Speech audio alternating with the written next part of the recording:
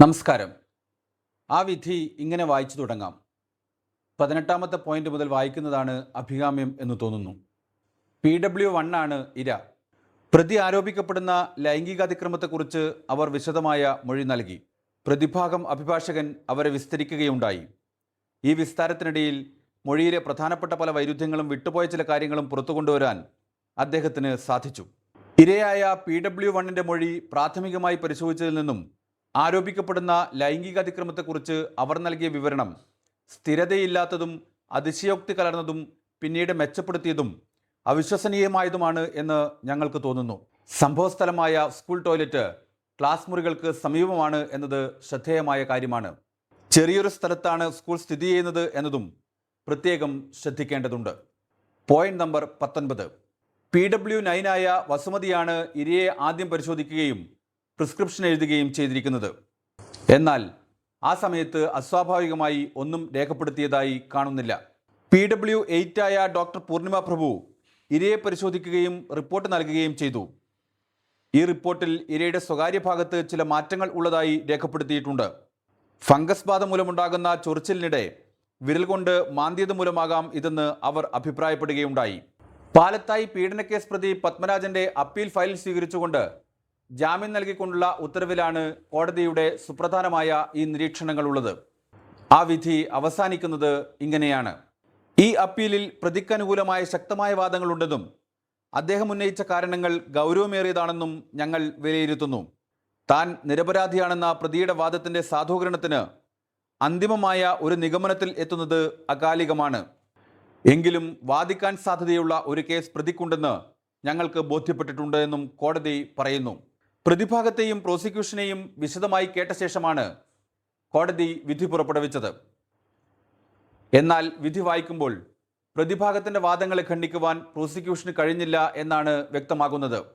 Advocate Serena ജോർജാണ് പ്രോസിക്യൂഷന് വേണ്ടി കോടതിയിൽ ഹാജരായത്.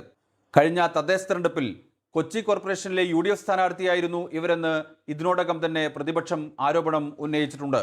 കേസിൽ പ്രതിയായ RSS BJP നേതാവിന് വേണ്ടി VD സതീശൻ സർക്കാരിൻ്റെ പ്രോസിക്യൂഷൻ ഒത്തുകളിച്ചു എന്നതാണ് ഇതുമായി ബന്ധപ്പെട്ട് പ്രതിപക്ഷം ഇപ്പോൾ ഉയർത്തുന്ന ആക്ഷേപം. ഇതിന് ഉപോത്ബലകമായ മറ്റൊരു സംഭവം കൂടി അവർ ചൂണ്ടിക്കാണിക്കുന്നുണ്ട്. അത് മാധ്യമം ദിനപത്രത്തിൽ നേരത്തെ വന്ന ഒരു വാർത്തയാണ്. കോടതിയിൽ റിപ്പോർട്ട് നൽകിയത് കുടുംബം അറിയാതെ. ആ തലക്കെട്ടിലാണ് വാർത്ത പ്രസിദ്ധീകരിച്ചത്. പാലത്തായി പീഡനക്കേസിൽ പ്രതിയുടെ അപ്പീലും ഇരയുടെ നിയമസഹായ അവകാശവും സംബന്ധിച്ച് സർക്കാർ അഭിഭാഷകൻ ഹൈക്കോടതിയിൽ റിപ്പോർട്ട് സമർപ്പിച്ചത് കുടുംബം അറിയാതെ.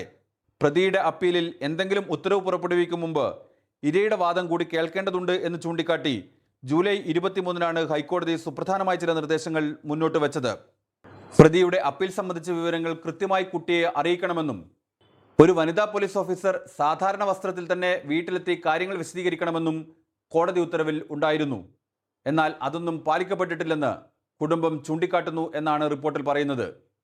കുടുംബത്തിൻ്റെ അനുമതിയില്ലാതെ തന്നെ അവർ അനുമതി നൽകി എന്ന റിപ്പോർട്ട് കോടതിയിൽ സമർപ്പിച്ചതായും കുടുംബം പറയുന്നു. അതാണ് മാധ്യമം ദിനപത്രത്തിൻ്റെ റിപ്പോർട്ട്. അതായത് കേസ് അട്ടിമറിക്കാനുള്ള ശ്രമമാണ് നടന്നത് എന്നാണ് കുടുംബം അന്ന് തന്നെ ആരോപണം ഉന്നയിച്ചത്.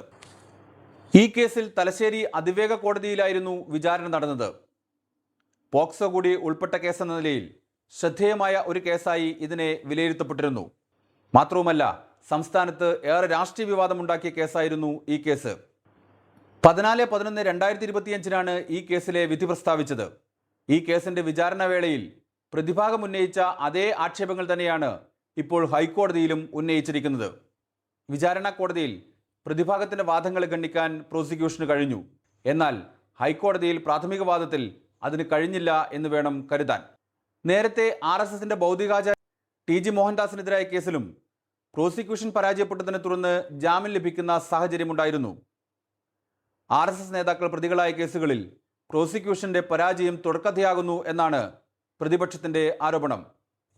BJP RSS നേതാക്കൾക്ക് വേണ്ടി VD സതീശൻ സർക്കാർ കേസുകൾ തോറ്റുകൊടുക്കുന്നു എന്ന ആരോപണം പ്രതിപക്ഷം ശക്തമാക്കിയിട്ടുണ്ട്.